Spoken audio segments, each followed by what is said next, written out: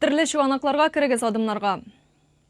Jırlı tema bilen devam ettik. Bu atnada Qozan sahnesin Aydar Galimov şoulattı. Hem şoulattı elim. Tatarstanның hem Boşkırtistanның халық артисті boşqalıqa яңа программа алып келген. Есігізге түшірем, Aydar Galimov Qozanға яңа программа bilen 2 yılga bir güne келейді Шымбай. Kitannın. Сағыны жеткен бұғай bu yılı 2 yıl kütmedi. Нәрсе ашықтырған жүршіні?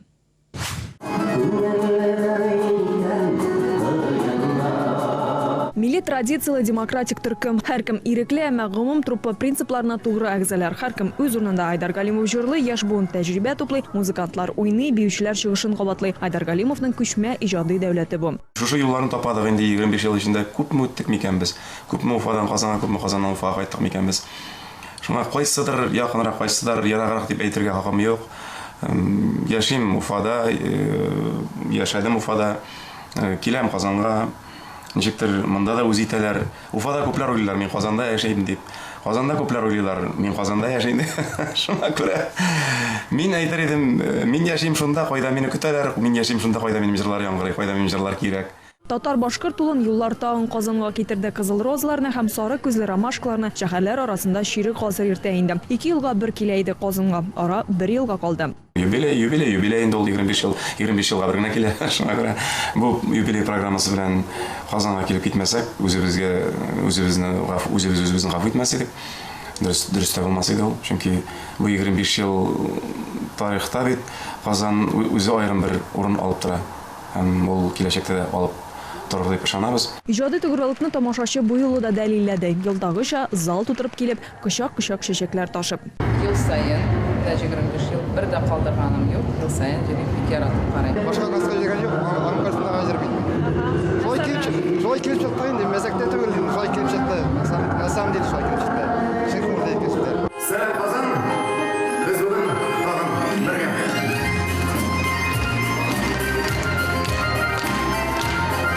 Жырчы Айдарның иҗат юлы машина йөртүче буларак башлануын белмәүчеләр дә бардыр. Җырлап машинада җилдертеп Аргамак мәдәният йортының Азамат ансамбленә килә ул. 93-тә үз студиясын оештыра. 25 еллык иҗади багажында чагылган ул. Бер кичтә 25 еллык энҗеләр. Сары күзле ромашкалар Уфаларда кышкы романс.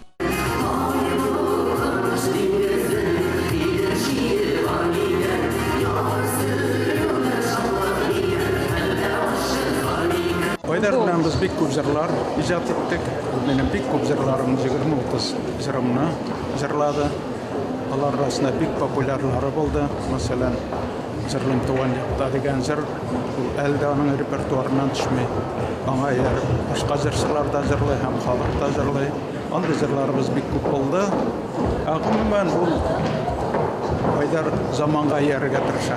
Роберт Миңнуллин белән иҗатташ кына түгел, парламентта әле Айдар Галимов Башкортстан җыенында инде 2нче чакырылышта депутат. Нәк Роберт Миңнуллин әйткәннән соң сәхнәгә футболкадан чыгудан туктаган ди. Костюмда кия хәзер.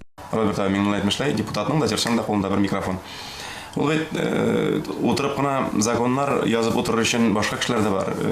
Юристлар бар, шушы закон өстендә эшләүче профессиональ депутатлар бар. Без халык фикерен җиткерергә тиешбездер. Без халык арасында булып, аның фикерен ана шул закон язучыларга җиткерүчеләр дип уйлыйм мин. Труппасында бу вакыт эчендә шактый үзгәреш булган музыкантлары Фәнил Арслангулов һәм Фарваз Килдегулов, авторлары, җырлары һәм иң мөһиме тамашачысы шушы вакыт эчендә дә бергә кала, яңа сулыш алалар. Әйсан Сабирова, Шавкат Ахманов, Казан телерадиокомпаниясе. Аның концертларында тамашачының кызыл розаларны сорап йөдәтә торган гадәте бар. Быел ничек икән? Сырысы булыр әле. Бүгенгә